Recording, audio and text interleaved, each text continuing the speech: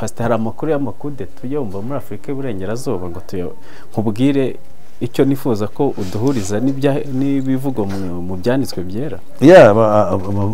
Narabyumvise yabanje kuba muri Mali, muri Guinea, none byageze muri Burkina Faso, kandi abantu bafata zira za leta uzabitegereza bakora ubushakashatsi n'abantu bundi badafututse, n'abantu baraho umuntu yafata igihugu adafututse. No, Idi Amin ntabwo yarazi kwandika, yari umuntu ufite ibibazo byo mu mutwe, ariko yari afite uburyo yayoboramo abantu. No, it was not there. Yaza kuyobora abantu barabataye mu manga. Ibintu batubeshishe byitwa demokarasi. Uranyumva neza? Buriya nka Laurent Gbagbo yatsinze amatora, nta nubwo Lansana Ouattara yagomba gutsinda, kuko akomoka yari umuntu minorite, ariko yari umufrimaso. Kugira ngo rero ashobore gutegeka igihugu bagitejemo akaduruvayo. Yakudeta ntabwo rizana umwiryane. Umwiryane wazanywe na demokarasi n'amashyaka menshi. Turabasuje mwebwe mwese mukurikiye Primo Media Rwanda, aho muri hose hirya no hino ku isi, yaba ku mugabane w'Uburayi, muri Amerika, Aziya, Afrika na Oceania. Tubashimira kandi uburyo mukomeje kutwereka ko mudukurikiye muri kumwe natwe. Ngewe ubasuhuza ni Mugira Willy. Turi kumwe n'umutumirwa abenshi muramuzi, abataye bamuzi mugiye kumenya, ni Pastor Peter Musisi, ukunda kugaruka ku ngingo nyinshi adufasha gusesengura. Ikaze kuri Primo Media Rwanda. Murakoze. Nabashuhuje abo kuri Primo Media TV Rwanda, n'aba East Frank TV, ngira ndishimiye kuba turi kumwe, kuba uyu munsi ndi hano ubutumire bwa bene data. Ndabashimiye rero mwebwe aba Primo Media TV Rwanda ku buryo bw'umwihariko, kuko dufatanyije cyane mu kwamamaza ukuri mu kiganiro iyobokamana na politike, kugira ngo turebe aho bihurira, turebe n'aho isigana. Ibyo rero bikadufasha kugira ngo abakurikira cyane cyane abari muri kiriya gisata cya politike n'abumva bazakijyamo, abari bo bose bazamenye ko ibintu byose by'isi ari bimwe, bamenye n'umutware utwara ibyo barimo, bagomba gupfukamira bagakorera, baba batamukoreye akazi kakarangira cyangwa bikanabahitana. Noneho n'abahari aho basinduka, noneho bakamenya yuko umwami w'abami ari umwe, ari Yesu Kristo, akaba ari utwara abatware. Ari naho dukangurira abantu bose kwagukira. Niyo mpamvu muri kino kiganiro ibyo muri mwumve byose rero bigamije gukangura ibitekerezo byanyu no kubafasha, natwe twifasha, kugira ngo tuvuge ibyo nibwira ko namwe ubwanya amaso yanyu abona, kandi kugira ngo mubyizere bitaruhanya, mumenye noneho inzira y'ukuri ariyo, kandi umwami azishima naronka bamwe muri mwe bazahindukira ukuri. Murakoze rero, Imana ibahe umugisha. Mboneho gusuhuza Abanyarwanda, Abarundi, Abanyamurenge, Abanyarwanda fone, aba muri Kongo, Abafumbira, Abavandimwe, Abahororo, abahana bahangaza, mwese ndabasuhuje, bavuga ururimi mu karere dutuyemo, ku mugabane wa Afrika, ku mugabane yose y'isi, ku birwa bya kure bishyikijwe n'amazi magari. Imana y'umujiro w'umugisha, turabakunda kandi twiringiye ko Imana izabahishurwa rikomeye. Murakoze. Arakoze Pastor Peter Musisi. Tugiye gukomezanya mu kiganiro kiragaruka cyane ku mpinduka turi kubona mu buryo bw'ubutegetsi, mu buryo bw'imibanire hagati y'ibihugu. Araza kuduhuriza turebe niba hari aho byaba bifitaniye isano n'ibihe. Turayirebera hamwe ku makudeta ariko yatangiye kongera kugaragara ku mugabane wa Afrika, turebe imibanire ya Afrika n'ibindi bihugu, turebe ndetse n'uburyo ibihugu biri kongera kwihuza bimwe byatandukanye, aturebere niba koko hari aho byaba bifitaniye isano n'ibyahanuwe. Pastor, mwadusenya tugatangira ikiganiro. ya murakoze uhoraho Mana yacu, uri Imana ikomeye, uri Imana igira neza, shimwe n'ikuzo n'icyubahiro bikomeze izina ryawe. Nuko rero nk'uko abanye na Daniel umuhanuzi ukomeye, maze ukamuha guhisobanura inzozi z'umugaragu wawe Nebukadinezari zari zimaze kutana akaga, nanjye aba ariko umfasha ngira ngo nsobanurire bene data n'abafite umubiri bose bigiye bikubiye mu byo tugiye gusangira uyu munsi. Nuko rero habwa icyubahiro umwami wanjye kwemeye kubikora wa Yesu Kristo umwami wacu, amen. Arakoze rero Pasiteri Peter Musisi, turongeye turanagusoje Pasiteri. Murakoze cyane. Muri amahoro. Turashima Imana. Iyi si urabona ituganisha mu bwami bw'ijuru cyangwa ntabwo isi ishobora kutuganisha mu bwami bw'ijuru? Of course. Twebwe icyatuganisha mu bwami bw'Imana ni ijambo ry'Imana, tufashijwemo n'umwuka wera, rero tukizera kugira ngo turokoke umushinga uzaza. Ijambo ry'Imana murabona se bari kuryumva cyangwa ntabwo ari ngombwa ko baryumva, ko ntabwo bigeze baryumva, ahubwo ab'Imana yatoranyije ngo barizera iryo jambo rikabafasha, kuko ikintu utabona n'amaso atari ikintu gifatika, ko aribyo twamenyereye. Twamenye icyo bita mbese turebe turi abantu batanga ibirite, ikintu kijyanye n'ibifatika. nibyo abantu bikundira ibifatika, ibi bidafatika ntabwo babyumva. Oya, ntabwo babyumva kuko ni abantu ba kamere, kandi muhora mubigisha, mubona bipfira he kuki batabyumva Pasiteri? no, mwebwe ntabwo mwigishijwe neza. Yesu yaje guhamagara intama ze, ntabwo yaje kugenda Every Tom and John and Harry kumujya inyuma. Ntabwo byakunda n'ubundi, ibyo sigeze bibaho mu mateka. Abantu bacu rwose murasetsa, ibyo ntabwo bigeze bibaho like that. Ahamagara abe kandi barahari, bakamwizera. Yego n'abishushanya nibo nyamwinshi baraza, ariko intama ze ziramwumva kandi zikamukurikira. Ubwo abo bishushanya si wasanga bari kuduteza ibibazo n'umujinya w'Uwiteka? Well, nabo patire they are to blame, cyane cyane mu kurwanya ukuri, nabo babigiramo uruhare. Niyo mpamvu ubu ngo dufite rwasera y'abahanuzi kuri za YouTube, n'abandi bihaye amatitire adasobanutse biyita ibitangaza, noneho isi kabareba nk'abakozi b'Imana, bikaza kurangira tugushije ishyano, kuko bitukisha izina rya Yamana. Aho umuntu avuga ibintu abantu kuko bakunda iby'isi bakamujya inyuma. Sari nabona giye umuntu abantu batavuga umukozi w'Imana w'igitangaza muri za comments, naratangaye. Kuvuga ngo every trash ifite buri mwanda wose ufite abawukurikira. Niyo kintu ntangaza cyane.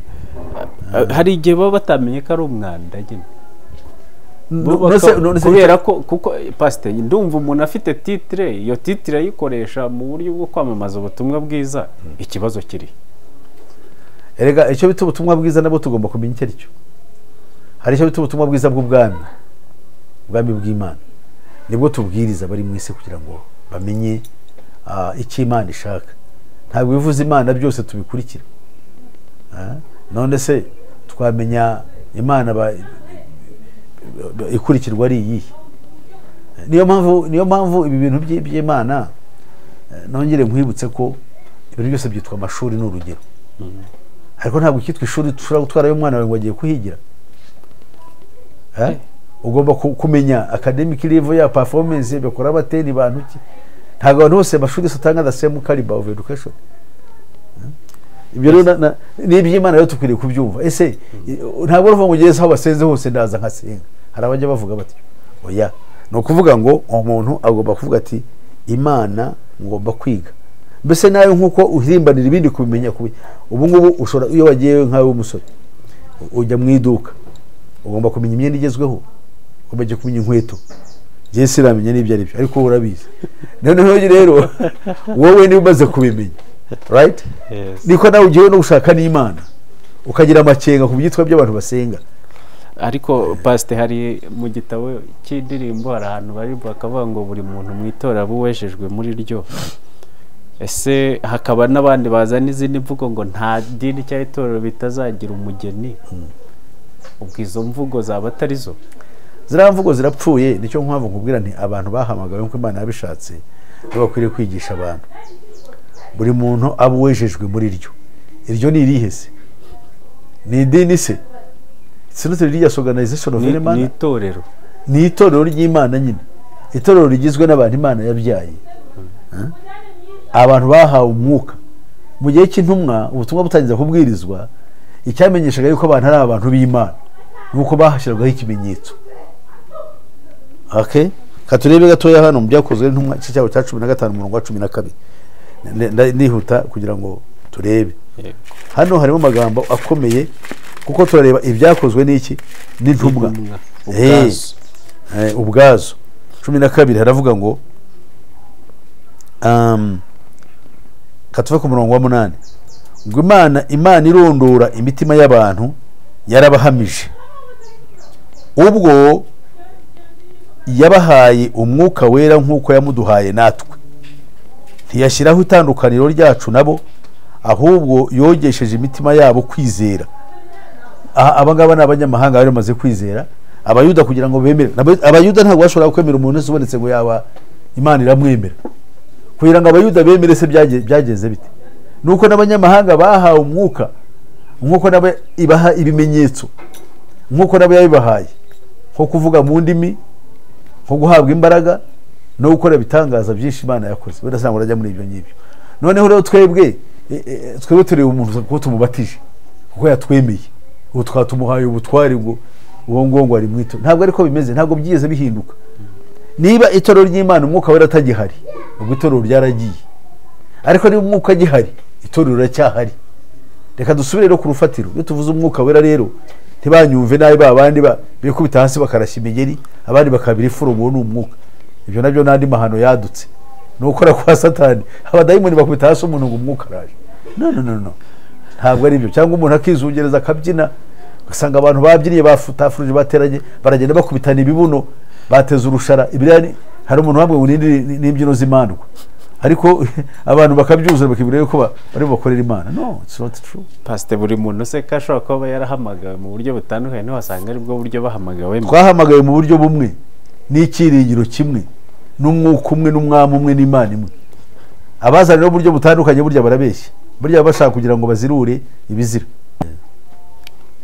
Yes, iyo yari inyigisho nziza ibanjirije kugira ngo twinjire muri politiki hari. Pastor, hari amakuru y'amakude tuyumva muri Afurika y'Uburengerazuba ngo nkubwire icyo nifuza ko uduhuriza n'ibivugo mu byanditswe byera. Narabyumvise, yabanje kuba muri Mali, muri Guinea, none byageze muri Burkina Faso. Kandi abantu bafata ziriya za leta uzabitegereza bakora ubushakashatsi, ni abantu ubundi badafututse, ni abantu bari aho. Umuntu yafata igihugu adafututse? No, Idi Amin ntabwo yarazi kwandika, yari umuntu ufite ibibazo byo mu mutwe, ariko yari afite uburyo yayoboramo abantu. No, it was not there. Yaza kuyobora abantu barabataye mu manga. Ariko yarose Bokasa ujye umwumva. No, these guys ni abantu babaga batoranywaga kugira ngo bashobore kuyobya amahanga. Ni ikibazo gikomeye rero. No kuvuga ubona zira kudeta ziri guterwa n'iki, Pastor? No, zira kudeta tugaragarije ko akesha abari kubufata n'abantu badasobanutse, badashobora kugira n'icyo bamarira abaturage. Izo mbaraga zo baba bazikuye. Imbaraga bari abantu nta nubwo baba n'ibintu bakora ntabwo baba babitekereje. Ibintu bakora barabitumwa. Kugira ngo tubyumve neza, iyi ni porogaramu yatangiye mu kinyejana cya 18. Tariki ya mbere y'ukwezi kwa gatanu ari umunsi witwa umunsi w'umurimo mujya mwizihiza. Wari umunsi wo gutangira gukora kwa Satani, kuvurunga bari mu isi. Uwitwa Adam Johannes Weishaupt ari kumwe n'abandi bagabo babiri bagiye buvuma bwa Ingolstadt mu Budage, bahurira na Satan ubwe. Icyo bita the invisible force, imbaraga zitagaragara. Izo mbaraga bo barazibonye cyangwa kandi zitagaragara, zavuganye nabo bakumvijwe ariko ntibabone ikintu. Zibaha rero ubutwari bwo kujya guhindura isi. Uwo Adam Johannes Weishaupt ubwe yari umujesuiti kandi yari impuguke. Actually he was a lecturer in canon law. Nuko yigishaga amategeko ya kiliziya. Ntabwo ari umuntu woroheje mu mashuri, ariko byarangiye akorera nyine Satani. Nubwo n'ubundi muri kiliziya ntabwo navuye ko yakoreraga Imana, kuko byari bya kiliziya nawe urabyumva ni ibintu bigoranye kumenya. Yari asanzwe ameze atyo, ariko noneho atoranywa kugira ngo yigishe abantu abigishiriza noneho pana muri kiliziya ahubwo mu nzu z'abafurimaso z'amasoniki rogeze. Abavuyemo baguraduwetinze babaye itsinda rigari ryiswe abamurikiwe cyangwa the Illuminati. Abo rero bateje imvururu ku isi, bavanaho ingoma za kera za cyami bazisimbuza repubulika. Izo repubulika y'ingenzi izwi Repubulika y'Ubufaransa na Revolution y'Abanyamerika.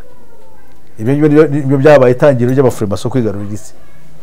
Mu Burayi intambara za Napoleon Bonaparte zabereho kugira ngo ubwami bwa kera, oda ya kera muri politiki ihindurwa. Ubwo nibwo habaye icyo bita the Accord cyangwa the Pact of Vienna. Iyo ngiyo the Pact of Vienna yari igamije gushyiraho leta imwe itegeka isi icyo gihe, ariko ntibyakunda, bisaba kubanza guhirika kugira mu kinyejana cya 10 cyangwa 20 mu mwaka wa 1917 ubwo umwami w'abami tsa w'Uburusiya yakurwagaho, kuko ubu niwe waratambamiye gahunda. Uburusiya ni component ikomeye cyane mu byerekeye ibyago, nkuko rero ubungu b'intambara isi yose igiye gushozwa iturutse hariya. Ntabwo njya kubijya mu byo nyibe, ariko Uburusiya ni instrument mu ntambara zagiye zibaho ku isi.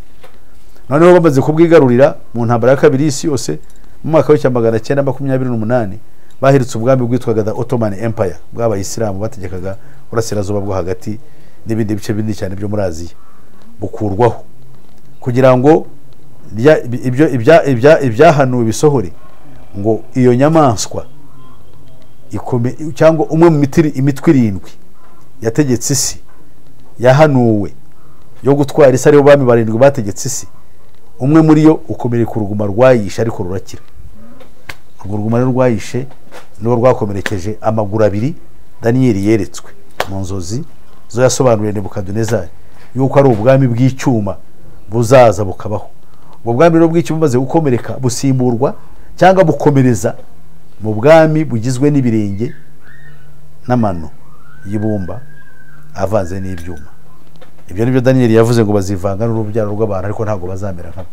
Nuvuga abadayimoni bazashaka guterura abantu babavange bakore nk'ibyo bakora, ariko ntibazamera nkabo, kuko abadayimoni ni imyuka idapfa, abari n'abantu bapfa. Nibo bakora iyi tekinoloji reba, nibo bakora ibitangaza, ntabwo ari ubwenge bwa muntu, n'ubwenge bw'abadayimoni. Ese ubwo wagiye mu dayimoni yapfuye bigenda bite ko numva umuntu aho wapfa dayimoni ntapfe? Iyo dayimoni nyine ntapfa, umuntu arapfa. Umuntu arapfa arapfa, ariko urwo ntabwo ari rwo rupfu tuvuga twebwe. Urupfu nyarwo ni urupfu rwa kabiri ruzaza, abantu benshi bagapfa urupfu rwitwa urupfu rwa kangahe? Rwa kabiri. Ni muri urwo rwego rero nibwira ko ari byo wakabaye utekereza. Abadayimoni nabo bazapfa, urwo rupfu bo bazarupfa, na Satani azarupfa, n'inyamaswa izarupfa, n'umuhanuzi w'ibinyoma azarupfa, yewe n'urupfu bwarwo ruzapfa. Pastor, bivuga ngo uwo mwuka ko numva watangiriye muri abo bantu bo mu mahanga yandi waje kugera muri Afurika gute? Ubwo ngubo nyine byahanutse bivuga ngo inyamaswa zasiribanga isi yose, iyimenagura isibangisha amajanja yayo, iyimenagure ibisigaye ibisiribangisha amajanja, izabimenaguza imikaka yayo, ibindi bisibangisha amajanja yayo. No kuva amajanja na amategeko cyo bita the law, komoka ku Bamede n'Abaperisi. Imikaka yamenaguye n'imbaraga zikomoka kuri Nebukadinezari, ishusho ya Nebukadinezari.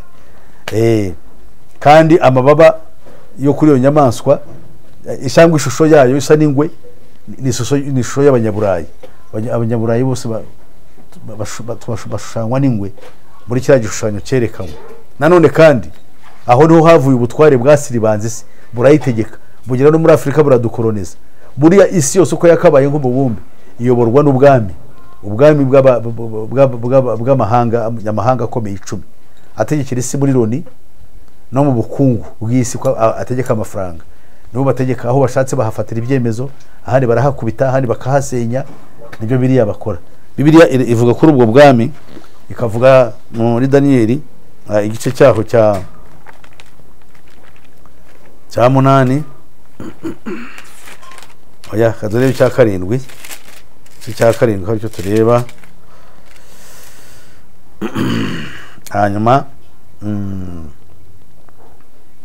ngo hanyuma nitegereza mu byo neretswe nijoro, mbona haje usa n'umwana w'umuntu aziye mu bicu byo mu ijuru, aza umujyi umwe asanga umukuru ugira ibihe bamugeza imbere, nuko ahabwa ubutware n'icyubahiro n'ubwami kugira ngo abantu b'amoko yose n'indimi zose zitari zimwe bajye bamukorera. Ubutware bwe ni ubutware bw'iteka ryose, ntabwo buzashira, kandi ubwami bwe ni ubwami butazakurwaho. Ubwo ni bwo bwami bwa Yesu Kristo tubwira abari mu isi kugira ngo bakorere. Yaba umuntu yagokeraga ubwo bwami yaba afite ibyiringiro, naho ubu ngubu buzashira. Noneho Daniyeli asobanurwa za nzozi yari yarose.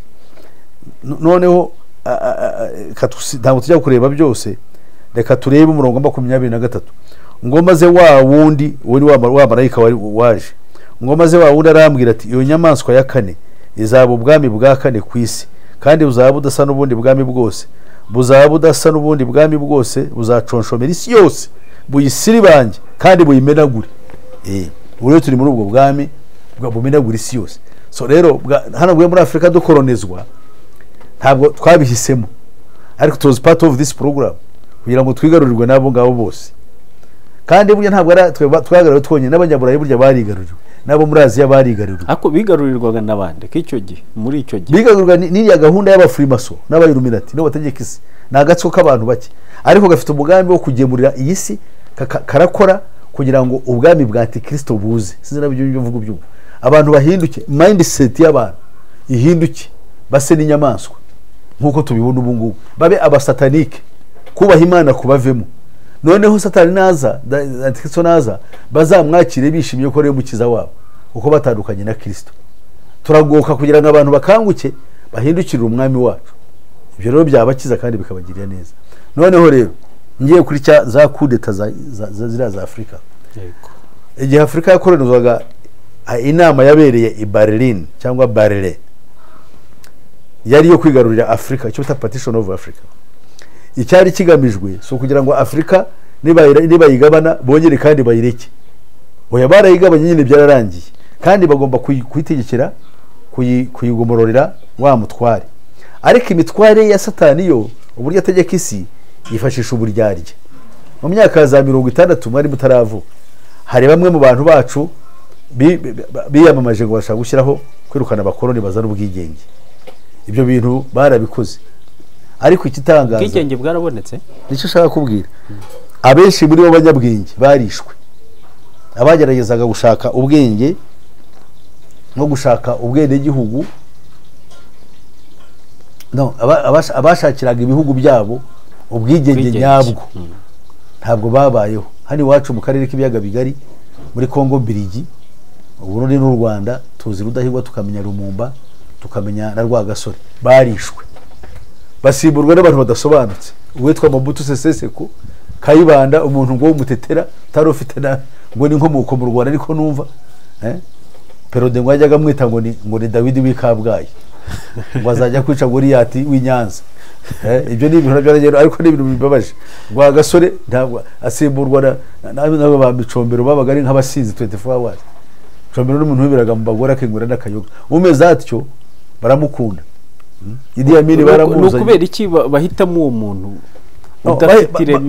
Ntabwo bamwita muri Afurika honyine, n'abari abanyaburayi bari ko babatoranyije. Buriya nko muri Amerika bayihinduye mu cya 900 na 13 no na 21 nibwo bigaruriye ubutegetsi bwa Amerika, bakajya bashyiraho abantu biteguye kubisahirana. So twebwe muri Afurika n'aba twabatugaruye muri za 60, ariko Amerika bayigaruriye icyo gihe, kuko George Washington na mbere hose bari barayigaruriye. Buriya na George Washington yari umufirimaso, abantu benshi bamuvuga, ariko kugira ngo noneho bashireho abantu systematically bagendera kuri gahunda, badafite ubwigenge bwo gutekereza cyangwa kuvuga ibyo bashatse. Cyane cyane inyigisho twe twakurikiye tureba ko byatangiye muri 1921 ubwo hajyagaho ikintu cyitwa Council on Foreign Relations, tegeka Amerika. So Council on Foreign Relations ni tegeka Amerika, burya ntabwo ari abaperezida nk'uko tubizi, niyo batoranya umuntu, gahunda yabo niyo ishyiraho umuntu agategeka bijyanye n'inyungu bafite.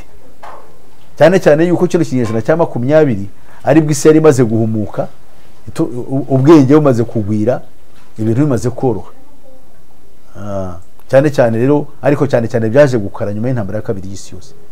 nuvuga abategetsi bari bose ba Amerika Amerika ntabwo ari igihugu kigenga, ni igikoresho cya Illuminati. Rero bitumye nibaza iyo urebye muri Afurika y'Iburengerazuba ahenshi cyane cyane muri ibyo bice turi kuvuga birimo izo kudeta higanjemo ibihugu byakoronijwe n'Abafaransa. Bisobanuye ko Ubufaransa nibwo buyoboye iyo Illuminati, Ubufaransa aribwo bufite imbaraga mu gukora ibyo bintu, kubera iki tutari kubyumva no mu bindi bice cyane. No, hari ikintu kiriho ushaka kugira ngo banze wumve. ubwo ndimo ndaza mbere ko ngira aho ngaho cyangwa se akantu kakure kugira ngo wenda kataza kwibagirana. Abafaransa nibo batwaza umukazo cyane mu bihugu ku buryo bugaragara, nta mbabazi bagira. Bo muri Afrika uburyo bakora bwo buragaragara kuko ubutunzi bwabo bushingiye ku byo exploitinga muri Afrika. Noneho rero kandi ntabwo babye export, ntabwo ari ubwo nubwo ari wasahura Afrika, ntabwo babisahura ku bwabo ngo bashyira mu butunzi bwabo, babikora on behalf of their masters. Bariya tubita minions ni abagaragu bakorera abandi. Abanyafrika bo bariya ni abagaragu, ariko abayobozi ba Afrika bo ni abacakara. Ni ibintu bitandukanye. Umugaragu agira abayobora. Uzarebe usome history ya ba slaves babaga bakora kuri plantation, hakabaho abito ba overseers babaga bareba, ariko abandi nabo bari abacakara, ariko bo bari abagaragu, ariko hakabona abacakara bari munsi yabo. Noneho rero biriya uko bimera cyangwa uko bimeze, bo bituma buriya Abongereza aho batwaye biragoye kubamenya ububi bwabo, kuko bakoze cyane bakoresheje ikintu cyitwa divide and rule neza cyane, kuko babikoze muri Nigeria na Uganda, bakoresha rutuga Captain Lugard, ntumenye neza aho biri. Noneho na mu Rwanda birigi barabikoze, fose bakoresha Abatutsi for some time, no buke kandi baza gukoresha Abahutu kugira ngo naho bice Abatutsi birangire kuko buriya babibonye. Ariko twe turahumye na bwubu ba intellectuals bacu usanga batukana, ntabwo bazi n'ibibazo twagize ngo nibura bajye mu cyunamo nyacyo cyo kubazwa n'ibyabaye. Ariko naba abantu bo ntabwo babatinda. Gusa icyo shaka kwereka Abafaransa bo barabikora ku buryo abantu bose bategekwa n'Abafaransa banga Abafaransa, abategekwa n'Abafaransa, aho Abafaransa bategetse nabwo bagitegekaga. Nigera shaka ko ni muri present tense bihari. Noneho Abafaransa baba babanga ntibabarwanye, ntabwo bafite ubushobozi bwo kubarwanya. Seze wabonye byabereye muri Cote d'Ivoire, warabimenye. Yego. Abirabura ku gihe cya Laurent Gbagbo we yashatse kuzana no kugira indege zabo ho zari ziri za Air Force, baraje barazitwika kandi bazibagurishiriza, ikintu cy'agasuzuguro gikomeye. Abafaransa barazitwika indege, air power bahise bayidestroyinga, igihugu gisa nkaho kigiye hasi. Ikindi cya kabiri making sure abantu bose biga muri France, they are generals, abagisirikare cyabo cyose. No kuvuga ngo abasirikare kira gisirikare cyo bihugu bivuga igifaransa cyafite icyo bita French Sovereign Colonial Army, ni gisirikare cya gikoroni. Hano muri East Africa twagize amahirwe Nyerere muri 1964 niyo umuntu wa mbere waseshi igisirikare agisimbuza icyo bita jeshi la wananchi, igisirikare cya rubanda gishingiye ku nyungu za rubanda. Wari nayo waje kuzana uwo mwuka, waje kugera muri Uganda bavanaho Idi Amin, wakwiye no muri kano karere kacu, sinzi nabo uzakomeza guhama. Ariko ubundi hariho igisirikare giturutse mu baturage kandi gifite cyo gikorera. Aho usanga umusirikare ashobora kugucaho nyijoro ntiwiruke. Ubundi yigeze kubona umusirikare kapiteni yikoreye nk'uko yibye 5 zimwe zira kandi zamunereye wese ngo ni kapiteni. Abara turapfuye rwose. Ariko rero ibyo ubwo ni mu cye gihugu, ntabwo nakwirwa kivuga ko gibikoje isoni. Ariko ibonye no dufite abasirikare mwe no sinzi no ko byari na hano mu Rwanda najyaga mbyumva bimwe byari bimeze cyangwa umusirikare umunyoro gukucyo ndebye. Umusirikare n'umusirikare w'igihugu ariko arakubwira ngo uramurebye bikaba icyaha, kakubwira ngo ngenda yivura gute nk'ingurube mu mazi. Kuba umurebye gusa, kuba umurebye. Ibyo rero ibyo twarabibonye kandi tubura n'impinduka zaje nyuma y'ibi twabonye. So tukavuga ngo the spirit of Nyerere, uriya mwuka wa Nyerere ibyo yakoze hari icyo byafashije muri kano karere bitandukanye na cya gisirikare cyo muri West Africa n'ahandi cyangwa icyo muri Congo cyangwa elsewhere. None se Pastor ko nubundi umusirikare washyizwe ku butegetsi kaba yaratorejwe muri ubwo Bufaransa nk'uko mwarimu bivuze, bagaruka kumukuraho habaye iki? ntabwo aribo bamukuraho ahubwo bakoresha abasirikare batraininze babo nuko kiriya gisirikare ni icyabo ndemeranya n'abantu bose ngiye ubwanjye nemera ko ibisirikare byo ku isi yose the army ni igisirikare cya Illuminati noneho hariya kubera training babahaye barabakoresha no kuvuga habayeho kwivumbagatanya kwa rubanda cyangwa hakabaho iby'abasirikare ibyo bareba batishimiye nk'abafaransa nk'uko ureba buriya muri Mali ngo barabirukanye ibyo ntabwo biriya bintu bibaho babirukana batese ubwo ubwenge bwo buvuye he ko twe dusanze ko barafashe umuntu bakamutereka ku butegetsi babizi neza ko atari umuntu ushoboye kuba yazagira abirukana ubwo bwenge bwo bwari buturutse bwo kwengo birukana ntabwo ari ubwenge ntabwo buhari no kwibeshya iyo barebye umuntu avuze ngo arabirukanye bashobora no kubyamaza kugira ngo nayo ne game ni umukino wo kuvuga kugira ngo bagaragaze yuko ibyo bihugu bifite ijambo none se nka uriya general uriya wavanyeho ubutegetsi muri Mali sibyo uriya wahiritse harya ni umukoloneli yes uriya ibihugu byo muri West Africa byiteje inyangarashya birabyo bitaboneye ECOWAS mu gifaransa babyitangone I don't know ECOWAS yes muri CEDEAO biriya byashizeho ingamba zo kuvuga ngo turahana ibihugu bifashe leta ugasanga byo nibyo bihana ariko babandi ba boss ubwabo abanyaburayi ntabwo ibihugu babihana cyangwa bafatira ingamba ahubwo abari bakaribo bafatira bene wabo ingamba kandi barafatira ingamba badafite ubushobozi bwo kuzifata ndavuga biriya bihugu bimbuye muri ECOWAS kubera icyo ubushobozi nta buhari kandi barishyize hamwe kugira ngo bagire ubwo bushobozi nuko n'ubundi nabo ubwabo batigenga yes ntabwo bigenga mu bwabo bagengwa nande bagengwa nyine nawe se nabwo se yuko ari abagaragu bo ntabwo ari abagaragu ni bariya babategeka bo ni abacakara abandi ababategeka ni abagaragu bakorera ababosi babo nyine bariya batwita the ruling powers abayobora isi ako pastor abo ba ruling powers tushobora kubona inteko yabo nkuko tuvuga ngo inteko y'abadepite ikorera hano none se wehamanga nkubaze ubundi imiryango ikorera mu ibanga ntabwo ushobora kumenya iyo isi itegekwa n'imiryango ikorera mu ibanga 36 tuyita ultra secret alloges itegeka isi ntabwo ushobora kuburaho ngo umenye amazina yayo kereka ari ibintu wahishuriwe kandi ugakoramo ubushakashatsi ntabwo ari ibintu byoroshye nabimenye aritabona njye nasoma igitabo cyo cyitwa The Paving the Road to Hell niho nabisomye ibyo bintu ariko ngenda bihuza n'ibintu nisanzwe nzi kugira ngo menye abo bantu ni ukuvuga ngo abo bantu bo barahari kandi barakora mu ibanga nta gihugu gishobora kubaho kitafite abatware cyangwa nabo bacakara mvuga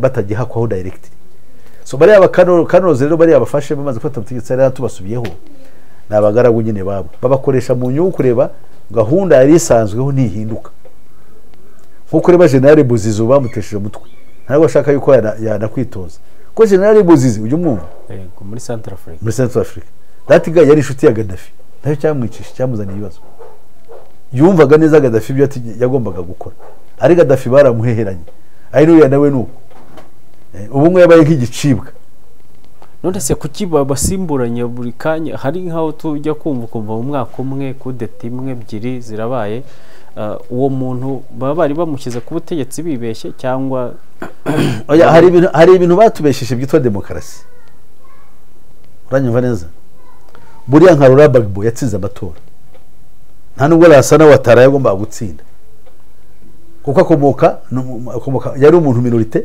ariko yari umufrimaso kugira ngo rero ashobore gutegeka igihugu bagitejemo akaduruvayo barabanza bateza abantu b'abanjaruguru aribo banyamuke bateza imvururu witwaga Soro arwana intambara y'abantu b'abanjaruguru barwana intambara afashwe n'abafaransa igihugu baragishengabaza cya Ivory Coast cya Cote d'Ivoire kugeza igihe na Laurent Gbagbo bamufashe bamuzirikaho ibyaha ubara namurikuye none umugore bakamurega ibyaha nawe bakamurega ibyaha umuryango mbese barawutagaranye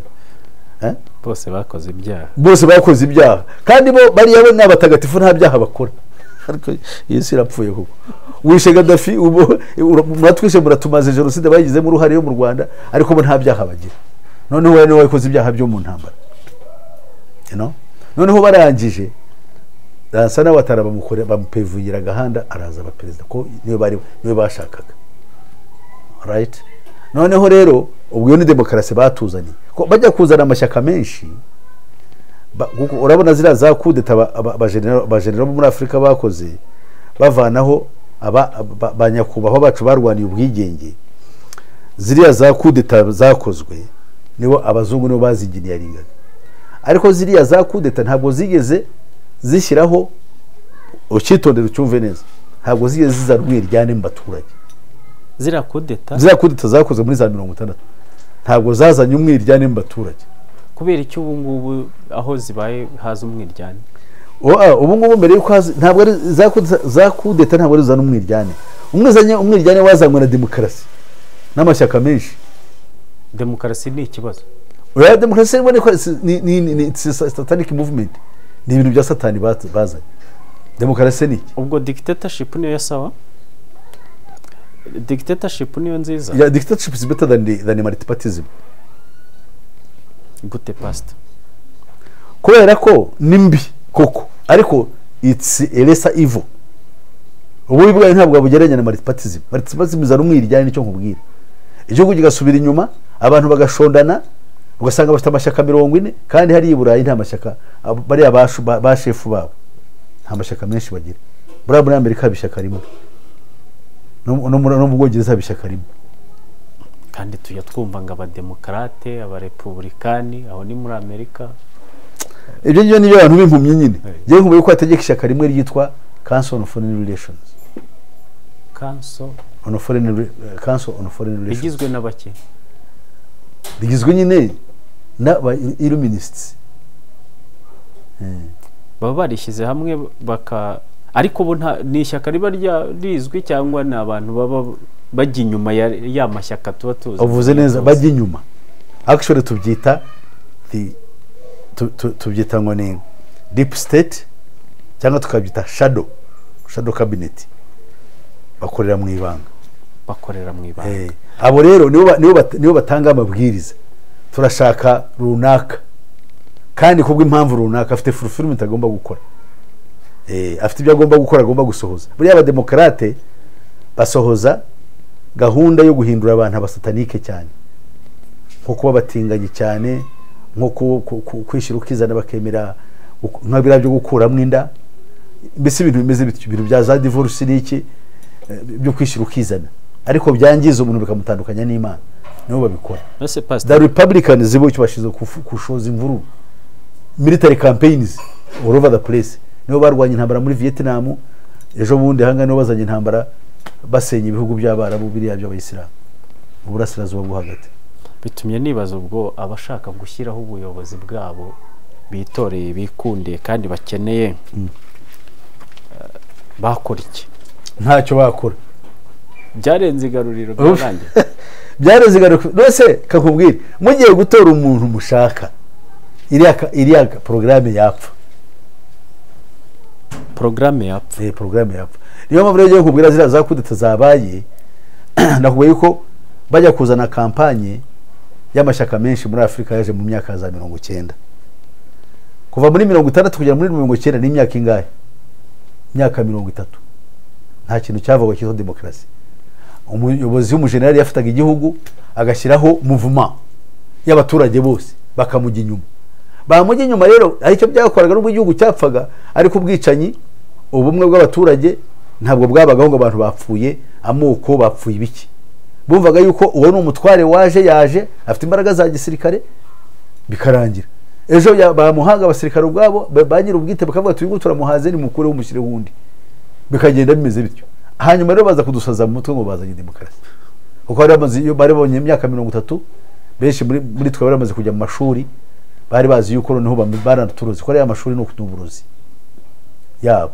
ni programme yo kuturoga amashuri yabo nagize ngo abantu ntibige kuko burya kwishora mu burozi byaba ari ikibazo kwiga ariko bakakora amavugurura the education the curriculum dufite uko iteye ni programme yo gusetinga umuntu nose ushobora tukureba umuntu nka dogiteri, hari umudogiteri umwe ntari buvuge numvaga avuga mu kiganiro kimwe avuga yerura neza uburyo hari umukino Abafaransa bari mukina muri kano karere wakabyemereye ko ari umukino, ariko siri bene wabo akabita abadictateri bategeka muri bino bihugu bya Afurika, kandi n'abadictateri kandi arumva azibaza aho bituruka, ariko ubwenge bwe nta gitekerezo cyiza cyavana abantu muri ya, usibye gusa kwanalyzinga, ariko nta gitekerezo afite cyo kuba cyadukiza bariya bagashaka buhake, noneho kugira ngo tugire tujye ku murongo. Niryo nyamfana ba professor afite inshuti zanjye nka Dr. Rusa cyamubwira no Pan-Africanism ntabwo cyuzatugezaho, icyiza ni ugushaka Yesu.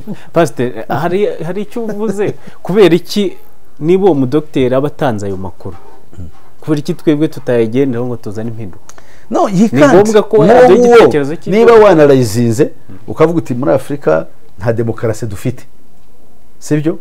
Kandi ntabwo dufite demokarasi, wajya gutanga example ya demokarasi ukavuga muri abo ngabo kandi aribo batwica, none se ni demokarasi ki? Niba kura demokarasi kuki batwica? Kuko democracy means even the freedom of life, siko se umuntu agomba kubaho. Democracy without life is not democracy. None wowe umuntu urashaka yuko apfa uragambana ukazana intambara abantu bagashira, kandi ukavuga ngo iwanyu muri democratic. What do you mean? Tugaruke gato kuri Afurika y'Iburengerazuba. Pastor, amafaranga yitwa amasefa ujye yumva? Ndayumva. Ririya faranga rikoreshwa muri CEDEAO hari uruhare rifite mu kuba Ubufaransa bwiganjeho cyane? Oh yes, ko genda uvaye kuri iryo faranga rikorwa n'Abafaransa ubwabyo nibo bari managing. Bamaze nkuko Illuminati managing idolari, nabo nkuko ba managing iryo faranga rya mu gihe rero managing arikorerwa aribo barikora, ntacyo mwashobora kuba mwavuga kuri iryo faranga. Nibo bari hagaciro, nibo bari nukuvuga ngo kugira ngo burya ifaranga kugira ngo rinagire stability nuko riba rishobora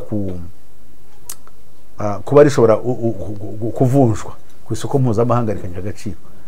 Nibo rero baccessinga bakazana iriyero bakabaguye, kandi nabwo mu buryo bw'inguzanyo bagira amayero afasha rya faranga ryabo gutera imbere no kugira ngo rikomere.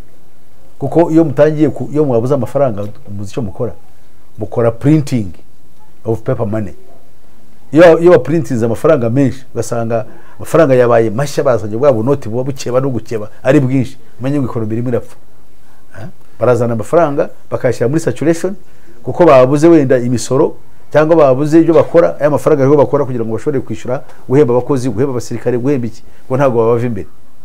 Kubera iki se tuyemera dusanzwe dufite ayacu? Oya, twemera iki se amasefa se?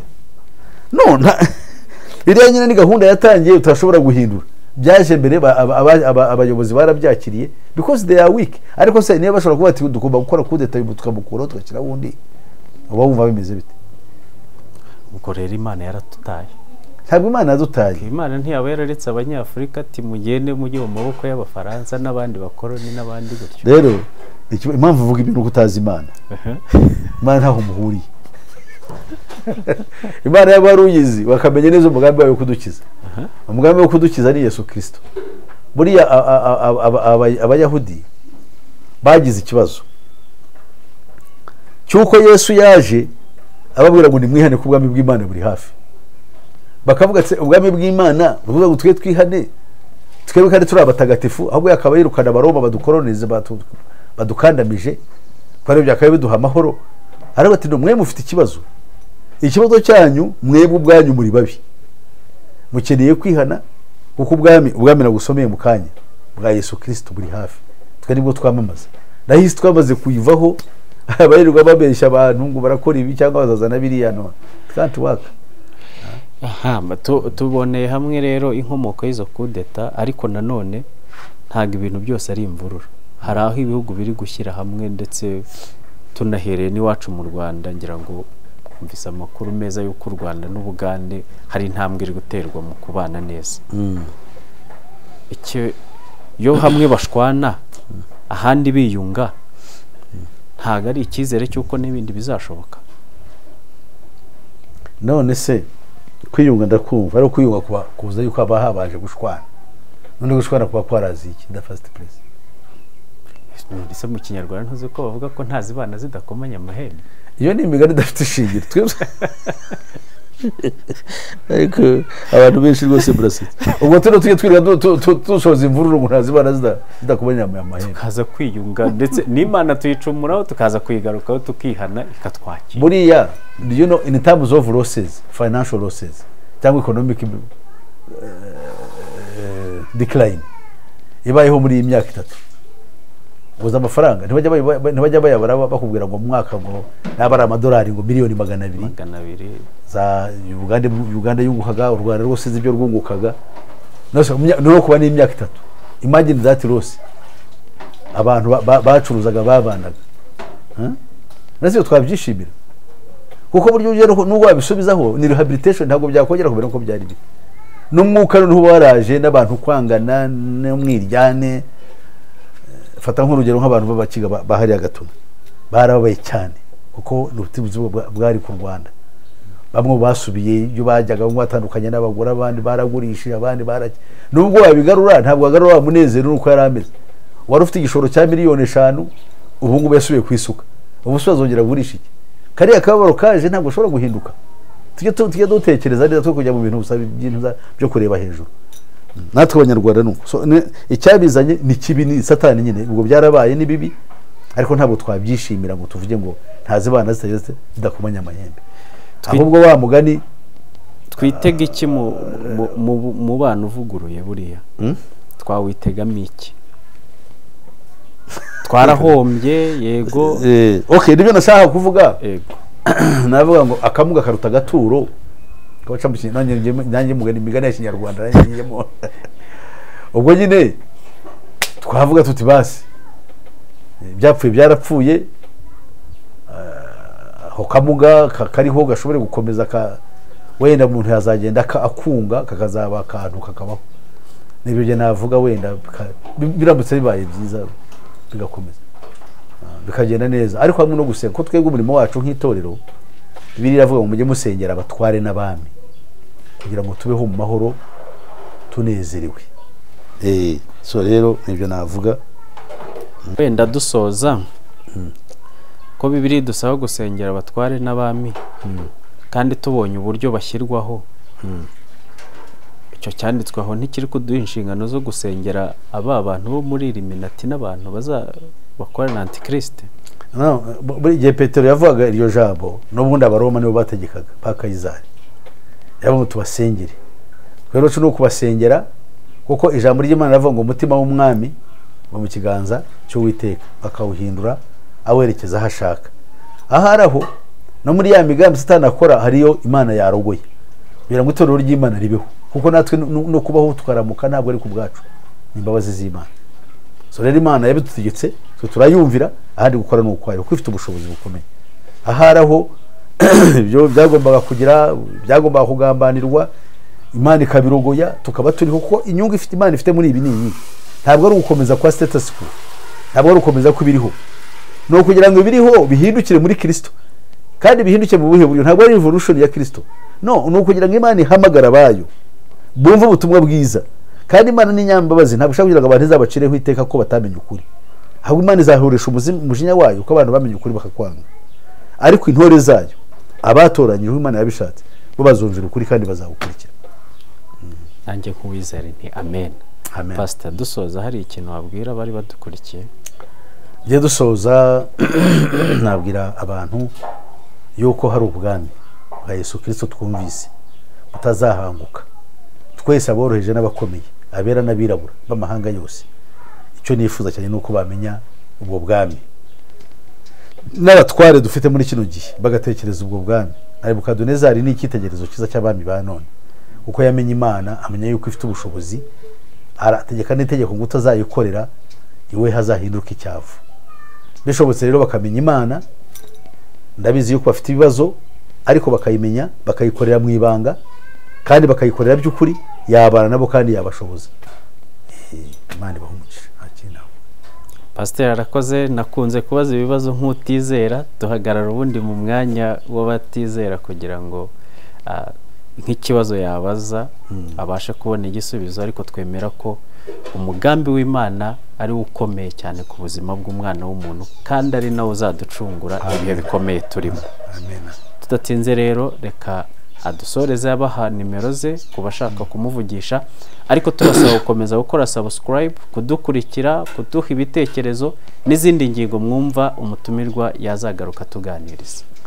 Barakoze, ibibazo byabo n'ibyo bazajya mu inama twazabisubirizaho, tuzabikurikire neza, tubyishimira, Imana tugezeho amahoro, tuzabisubiza.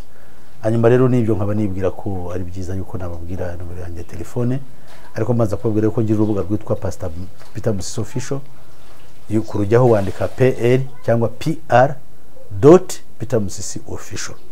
Urwo rubuga rero iyo urugiyeho hariho inyigisho zirimo ubuhanuzi bw'ibinyi bituma tureba bigenda biba ku isi, harimo ibyo twita ubwiro isi gushira ishyano, tukareba tukamenya ibiriho, dusangamo n'izindi nyigisho zitwa ubuyobe mpuzamadini, babandi bashaka kumenya uburyo Imana y'ukuri tuyikora no kuyimenya, nabo bakaba bajyaho. Rero ndabahamagarira gukora subscribe no gukora like, bityo mukaba muteza imbere kandi namwe mwiga. Iyo Imana reba ho umugisha. Telefone yanjye ngendanwa ni 0788 50 60 73. Nombabarire 0788 50 60 76. Rero Imana yo mwijuru baho umugisha. Iyo nomero yanjye nayo iba no kuri WhatsApp, rero muyikurikire kandi bafashe.